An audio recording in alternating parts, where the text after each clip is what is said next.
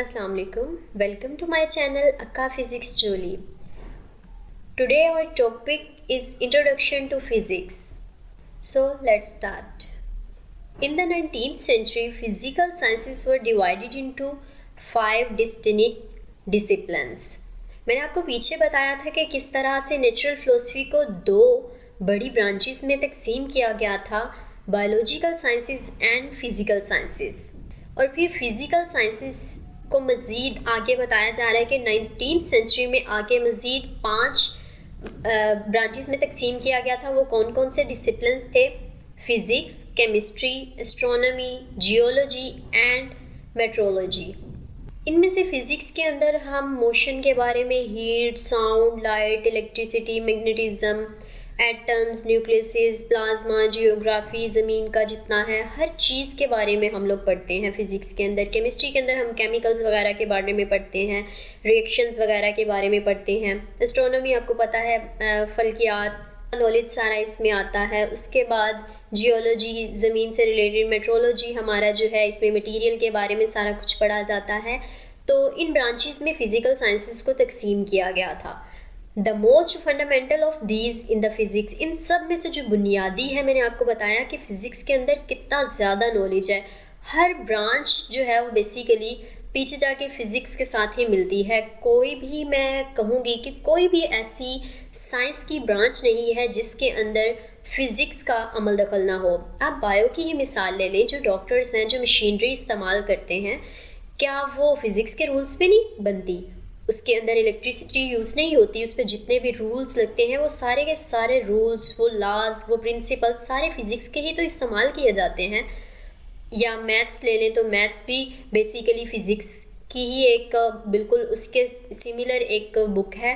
Chemistry लें तो इसमें भी केमिकल्स वगैरह की इक्वेशंस बनाई जाती हैं या उनकी चेन्स आगे बनाई जाती हैं फर्दर, तो उनमें भी सभी में फ़िज़िक्स के लॉज ही इस्तेमाल किए जाते हैं। कोई भी आप सब्जेक्ट उठा लें, उसकी पीछे कहीं ना कहीं बेस जो है वो जाके फ़िज़िक्स के साथ ही जुड़ती होगी। इसी वजह से इसको एक फंडामेंटल सब्जेक्ट कहा गया है फ़िज़िक्स को। In physics we study matter, energy and their interaction. Physics के अंदर हम बेसिकली क्या पढ़ते हैं? फ़िज़िक्स के अंदर हम बेसिकली पढ़ते हैं मैटर के बारे में। अब मैटर क्या होता है, सबसे पहले तो आपको ये पता होना चाहिए।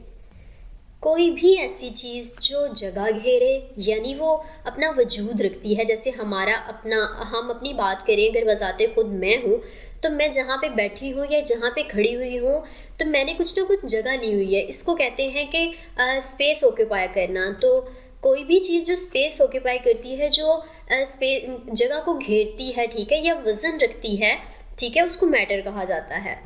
Anything which has mass and occupy space is called matter. Okay, अब एनर्जी क्या है? एनर्जी भी आपको पता है, एनर्जी को ना तो हम बना सकते हैं, ना ही हम एनर्जी को जो है डिस्ट्रॉय कर सकते हैं। एनर्जी जस्ट एक ऐसी चीज़ है जो सिर्फ एक शक्ल से दूसरी शक्ल में तब्दील होती है, ठीक है। तो हम लोग क्या करते हैं, मैटर का जो वजूद रखता है और एनर्जी का आपस में जब रिलेशन बनाते हैं या अलग अलग से इन दोनों को भी स्टडी करना हो, तो हमें फ़िज़िक्स की ही मदद लेनी पड़ती है, ठीक है। तो फिज़िक्स में हम क्या क्या स्टडी करते हैं? मैटर के बारे में स्टडी करते हैं इंडिविजुअली, और एनर्जी के बारे में स्टडी करते हैं, और इन दोनों का आपस में रिलेशन क्या है, कैसे एक दूसरे में इंटर कन्वर्ट होते हैं मैस और एनर्जी, इसका ये सब का सब जो इंटरेक्शन है, ये सब हम फिज़िक्स में पढ़ते हैं, ठीक है। The laws and principle of physics help us to understand the nature. और फिज़िक्स के जितने भी प्रिंसिपल्स या लॉज वगैरह हैं, यही हमें मदद करते हैं कि हम लोग किस तरह से हमारी नेचर को, कुदरत को समझ सकते हैं। ये फिज़िक्स की हमारे पास डेफिनेशन भी थी कि in physics we study matter, energy and their interaction या देयर रिलेशनशिप। अच्छा, यहाँ पे आपको एक एग्ज़ाम्पल दूँ, अगर मैं आपसे कोई कहे कि आप हमें फ़िज़िकल एग्ज़ाम्पल दें कोई, कि फ़िज़िक्स जो है हमारी डेली लाइफ में किस तरह से यूज़ होती है, तो देखिए, जब आप खाना खाते हैं, हम बिल्कुल एक कॉमन सी मैंने एग्जांपल ली है आपके सामने कि हम जब खाना खाते हैं तो बेसिकली जो एक रोटी का लुकमा होता है वो आपके हाथ में आता है, वो जगह घेरता है, ऐसा ही है ना। उसका कुछ ना कुछ वेट भी होता है, उसका वज़न होता है, उसका मैस होता है, ठीक है।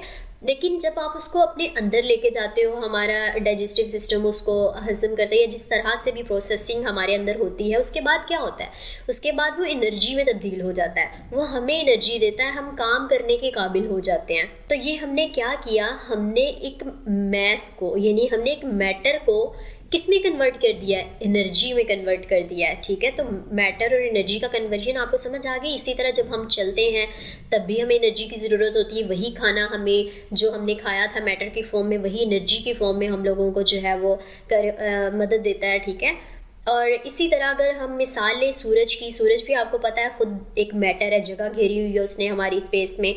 ठीक है, बहुत बड़ा है वो। ठीक है, उसके बाद जो उससे रेज आ रही हैं, ठीक है, वो तो एनर्जी है ना, जो उससे रेडिएशंस निकल रही हैं। तो मैटर से रेडिएशंस निकल के दूसरे मैटर्स तक पहुंच रही हैं, तो ये भी इंटरलिंक है ना, मैटर और रेडिएशंस का आपस में। तो यही सारी चीज़ों का नाम है बेसिकली फिज़िक्स। हमने यही चीज़ें समझ ली हैं, बिल्कुल भी डिफ़िकल्ट सब्जेक्ट नहीं, बहुत इंटरेस्टिंग सब्जेक्ट है अगर आप इसको डीपली समझो तो। इसके अंदर आपको सब कुछ हमारे ही इर्द गिर्द घूमने वाला सब कुछ नज़र आएगा, कुछ भी नहीं जो है ना, आपको ऐसा नहीं लगेगा कि मैं तो इसके बारे में कभी मैंने सुना ही नहीं था, या ऐसा नहीं, कुछ भी हैरान करने वाली बहुत सी चीज़ें होंगी आपको, लेकिन जो एक मज़े वाली हैरानगी होती है उस तरह का जो है आपको फीलिंग आएगी। बिल्कुल भी परेशान नहीं होना, बहुत जो है ये आसान सब्जेक्ट है। तो नेक्स्ट हमारे पास लिखा हुआ है the rapid progress in science during the recent years has become possible due to the discoveries and inventions in the field of physics। जी, तो यहाँ पे लिखा हुआ है कि मौजूदा सालों में अभी जो है बहुत तेज़ी से साइंस जो है वो फैल रही है, बहुत ज़्यादा तरक्की कर रही है। और ये सब किस वजह से मुमकिन हुआ है, सिर्फ़ और सिर्फ फिज़िक्स के अंदर डिस्कवरीज और इन्वेंशंस वगैरह की मदद से हुआ है। अगर फिज़िक्स के अंदर डिस्कवरीज और इन्वेंशन ज़्यादा से ज़्यादा ना होती तो साइंस इतनी तेज़ी से तरक्की कभी ना करती। The technologies are the applications of scientific principles. तो जितनी भी टेक्नोलॉजीज़ हम इस्तेमाल करते हैं, कंप्यूटर, लैपटॉप्स, टैबलेट्स, हमारे पास जो भी हम लोग सेल फ़ोन यूज़ करते हैं, कोई भी टेक्नोलॉजी आप अपने इर्द गिर्द देख लें, मशीनरी है, जितनी एलईडीज़ हैं, हमारे फैंस हैं, ये सब के पीछे जो है फ़िज़िक्स के लॉज या उसके रूल्स ही छुपे हुए हैं। Most of the technologies of our modern society throughout the world are related to physics.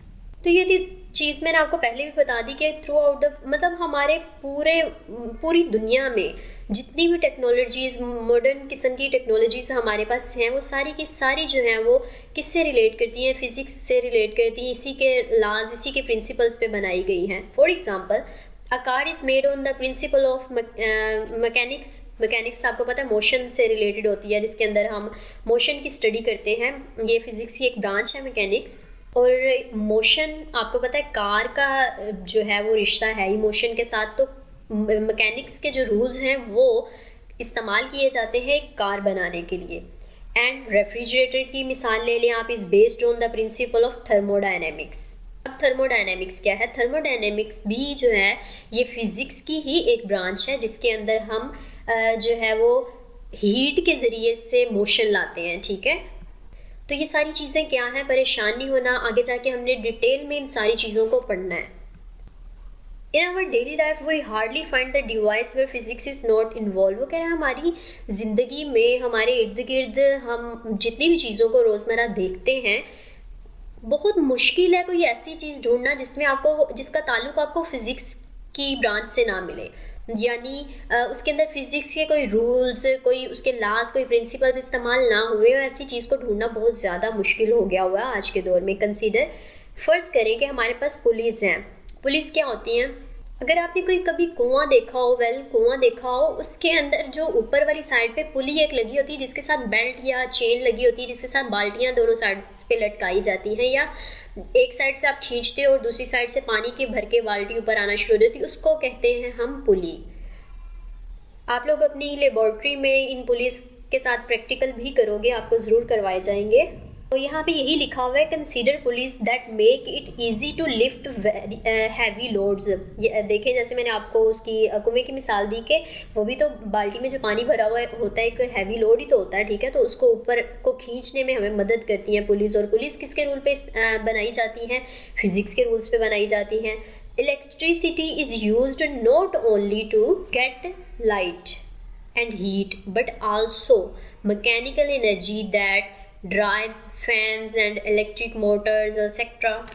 इस लाइन में उसने कहा है कि हम लोग लाइट और हीट ही सिर्फ इलेक्ट्रिसिटी से हासिल नहीं करते, बल्कि हम लोग उससे मैकेनिकल एनर्जी भी लेते हैं, जो कि फ़ैन चलाने, मोटर, इलेक्ट्रिक मोटर्स वगैरह को चलाने में भी हम लोगों को मदद देखें अब हमारा पानी जो है वो पाँचवीं मंजिल पे या छठी मंजिल पे, ये इतनी ज़्यादा जो बुलंद मंजिलें होती हैं, हमारी इमारतें होती हैं, उन पे किस तरह से पानी पहुंचता है। तो ये सारे रूल्स भी जो है वो फिज़िक्स ही हमें देती है कि किस तरह से हमने पानी को जो है वो इतनी बुलंदी पे लेके जाना है। अब consider the means of transportation such as car and aeroplanes, domestic appliances जो हैं हमारे पास, such as air conditioners, refrigerators, vacuum cleaners, washing machines and microwave ovens etcetera. ये सारी की सारी चीज़ें किसके असूल पे काम कर रही हैं? फ़िज़िक्स के असूल पे काम कर रही हैं। तो ये सब चीज़ें जो हैं वो बनाने के लिए अगर फ़िज़िक्स ना होती तो क्या हम आज इन चीज़ों को यूज़ कर सकते थे? कभी भी नहीं कर सकते थे। सिमिलरली अगर हम कम्युनिकेशन की फील्ड में चले जाएं, the means of communication such as radio, TV, telephone and computer are the results of applications of physics. ये भी सारी की सारी इसमें किसकी एप्लीकेशंस इस्तेमाल हो रही हैं? फिज़िक्स की। These devices have made our lives much easier. ये जितनी भी डिवाइसेस हमारे गिर्द हैं, इन्होंने हमारी ज़िंदगी को बहुत ज़्यादा आसान बना दिया एंड फास्टर टू, और बहुत ज़्यादा जो है इन्होंने तेज़ भी बना दिया। हमने जो काम पहले देखे, जब पहले किसी ने किसी दूर जगह कहीं सफ़र करना होता था तो क्या होता था कि हम लोग कई दिनों सफ़र किया जाता था अपने जो है घोड़ों पे, ऊँटों पे, या जिस भी अपने वो मवेशी को इस्तेमाल करते थे, लेकिन कितना टाइम लग जाता था। अगर किसी को फौरी तौर पे कोई इत्तला देनी होती थी तो वो भी नहीं पहुंच पाती थी। डाक के ज़रिए ख़त कितनी लेट पहुंचता था वहाँ पे, अगर हमने किसी को कोई पैगाम देना होता था। और अब तो ये मिनटों भी नहीं, चंद सेकंड्स में ये काम हो जाते हैं। So we can say our life is more comfortable than the past. For example, think of what a mobile phone smaller than our palm can do. हमारी हथेली से भी छोटा सा मोबाइल है। It allows us to contact people anywhere in the world and to get latest worldwide information. और दुनिया में कहीं पे भी कुछ भी हुआ है ना, फौरी तौर पे हमारे मोबाइल पे जो है वो नोटिफिकेशन आ जाता है कि यहाँ पे ये हुआ है, ठीक है।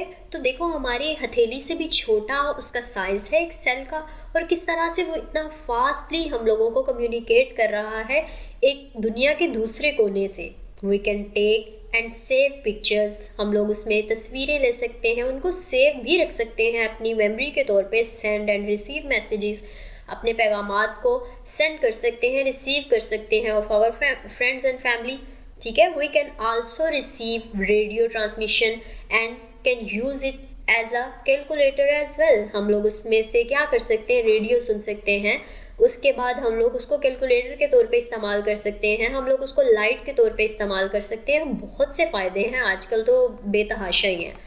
However, the science inventions have also caused harm and destruction of serious nature. तो भाई जिस चीज़ का भी फ़ायदा होता है उसका नुकसान भी होता है, ये तो हम लोगों को पता है। कोई भी चीज़ जो है वो ऐसी नहीं है कि जिसका सिर्फ़ और सिर्फ फ़ायदा ही हो, या कोई भी चीज़ ऐसी नहीं होती जिसका सिर्फ़ और सिर्फ नुकसान ही हो। कुछ ना कुछ फ़ायदा भी होता है जिस चीज़ का, उसका नुकसान भी ज़रूर होगा। और जिसका नुकसान होता है किसी के लिए, वो चीज़ फ़ायदेमंद भी हो सकती है। तो बिल्कुल इसी तरह हम देखते हैं कि हमारी जो साइंस है जो इतने ज़्यादा हमें फ़ायदे दे रही है, उसका नुकसान क्या है। वन ऑफ विच, सिर्फ एक की हम बात करते हैं, इज़ द इन्वायरमेंटल पोल्यूशन। तो हमारी जो आबो हवा है बहुत ज़्यादा आलूदा होती जा रही है, बहुत ज़्यादा ख़राब होती जा रही है। And the other is the deadly weapons. और देखें हमारी पूरी जो है वर्ल्ड में कितना ज़्यादा जो है वो इंतशार भी फैल रहा है कि इतने ज़्यादा वेपन्स हो गए हैं कि जंगें हैं और भी बहुत कुछ है। ठीक है, तो ये सारे उसके नुकसानात हैं साइंस के। जी, तो यहाँ पे ये हमारा टॉपिक ख़त्म हो गया है। इंशाल्लाह थर्ड लेक्चर में हम लोग ब्रांचेस ऑफ फिज़िक्स पढ़ेंगे इंशाल्लाह। और ब्रांचेस ऑफ फिज़िक्स बहुत बहुत ज़्यादा इंपॉर्टेंट है पेपर पॉइंट ऑफ व्यू से। आपने लाजमी तौर पे इसको अच्छे से अंडरस्टैंड करना है। तो मिलेंगे अगले लेक्चर के साथ, तब तक के लिए दुआओं में याद रखें। अल्लाह हाफिज़।